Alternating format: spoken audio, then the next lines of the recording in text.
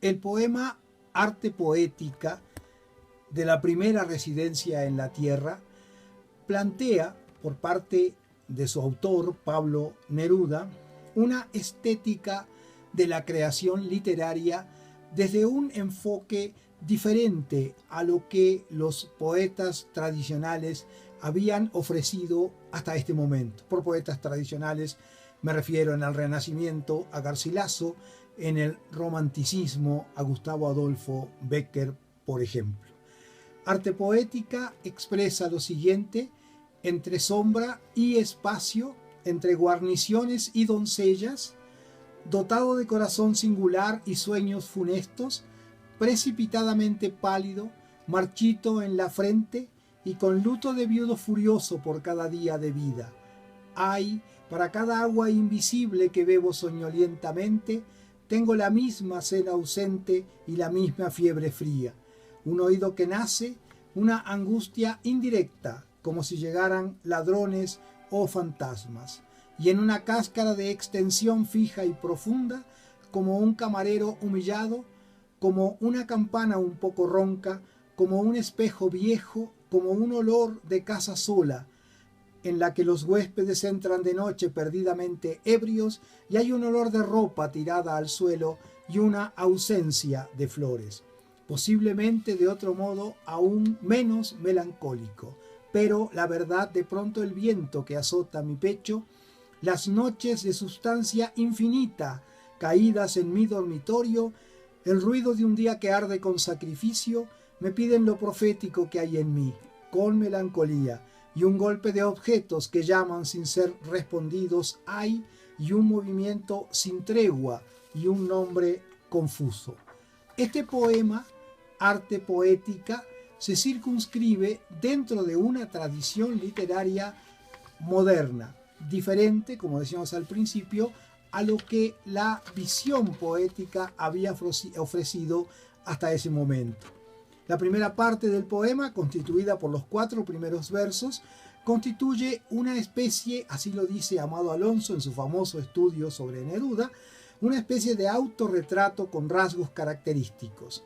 Esa ubicación o esa autoubicación en el espacio mencionado, que es entre sombra y espacio, entre guarniciones y doncellas, nos ubica al poeta, al hombre, al Pablo Neruda, que todos de alguna forma conocimos, en el espacio en que le ha tocado vivir. Y ahí están las guarniciones, ahí están las doncellas, para aludir al fenómeno masculino y al fenómeno femenino. ¿Cuál es su condición de hombre individual? ¿Cuál es su condición de hombre especial? Porque tiene la capacidad poética y tiene el valor de aceptarlo y de señalarlo. Él tiene un corazón singular, pero posee también sueños funestos. No son los sueños de todos, sino que son sueños diferentes. Se halla precipitadamente pálido, marchito en la frente y con luto de viudo furioso por cada día de vida.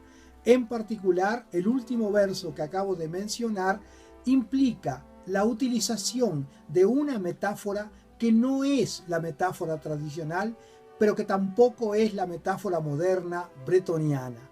Lo decimos porque esta expresión con luto de viudo furioso por cada día de vida implica reconocer su condición de soledad, de tristeza, de angustia. Es una soledad existencial y de alguna manera se compara con el viudo que ha perdido a su esposa y sufre por la soledad que su ausencia le trae consigo. Y él es el hombre que no ha perdido a su esposa, no es en ese sentido que se compara, pero que sí vive una angustia semejante. La segunda parte está constituida por los versos 5 a 9, en donde el poeta, el sujeto lírico, quiere romper el círculo angustioso de su soledad. Él desea que ese círculo angustioso de la soledad se quiebre, desaparezca, no esté allí. Y por eso empieza diciendo: ay, para cada agua invisible que bebo soñolientamente, tengo la misma sed ausente y la misma fiebre fría. Debemos decir, por supuesto, que la primera afirmación del verso 5, hay para cada agua invisible que bebo soñolientamente, implicaría aceptar que en la expresión agua invisible hay un oxímoron resaltado de una manera muy peculiar, porque el agua invisible parecería ser agua que no existe, pero en el fenómeno y en el mundo poético, las cosas que parecen existir con tanta claridad muchas veces no están allí o no se dan como tal. Él dice en el verso 6, y de todo sonido que acojo temblando. Vean la capacidad del poeta para estar atento al mundo, para estar atento a los símbolos que la naturaleza le ofrece, y él los acoge, los recibe tembloroso, porque es el mensaje poético que llega desde el exterior a él y en él se transforma para comunicarlo a su vez a los demás hombres.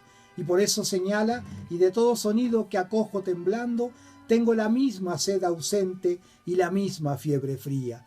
Obsérvese que tener sed ausente y fiebre fría de sonido es una sinécdoque, como lo señala el propio Amado Alonso en Poesía y Estilo de Pablo Neruda. Es una sinécdoque porque la idea que se transmite desde el punto de vista de la imagen es la idea de sonido, pero inmediatamente para el sonido tengo sed y para el sonido tengo fiebre fría. Por supuesto, sed ausente y fiebre fría constituyen un segundo y tercer oxímoron en el planteamiento nerudiano.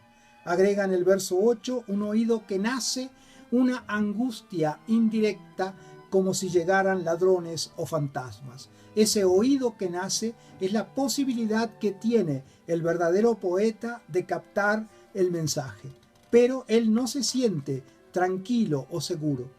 ¿Cómo sentirlo? Por supuesto que no podría ser, y él se siente de la misma manera que si llegaran ladrones o fantasmas. La noción de inseguridad en el universo del hombre se plantea también en el universo del poeta. Los versos 10 al 15, que comienzan diciendo en el verso 10, y en una cáscara de extensión fija y profunda, ahí se encuentra el hombre, ahí se encuentra Neruda. En una cáscara de extensión fija y profunda, ese es el universo que le ha tocado habitar y que nos ha tocado habitar a todos definitivamente. Esa extensión es, gracias al oxímoron, fija y profunda al mismo tiempo. Y emergen enseguida las sucesivas comparaciones empleadas por el poeta, como un camarero humillado, como una campana un poco ronca, como un espejo viejo, como un olor de casa sola en la que los huéspedes entran de noche, perdidamente ebrios, y hay un olor de ropa tirada al suelo y una ausencia de flores, posiblemente de otro modo aún menos melancólico. Acá tenemos, como lo decíamos, la contemplación de la inevitable degradación de su propio ser. Y entonces, al contemplar esto, puede observarse de qué manera se van escalonando las comparaciones que ya no tienen el carácter tradicional, sino que ofrecen una nueva perspectiva a través de esos ecos vanguardistas de los que hablábamos al principio. El camarero humillado, la campana un poco ronca, el espejo viejo, están en decadencia. El olor de casa sola, en donde los huéspedes entran, pero llegan de noche solamente, y llegan ebrios, y hay un olor de ropa tirada al suelo. Predominan las imágenes olfativas preponderantemente en este contexto. Y el poeta cierra las referencias diciendo, posiblemente de un modo aún menos melancólico.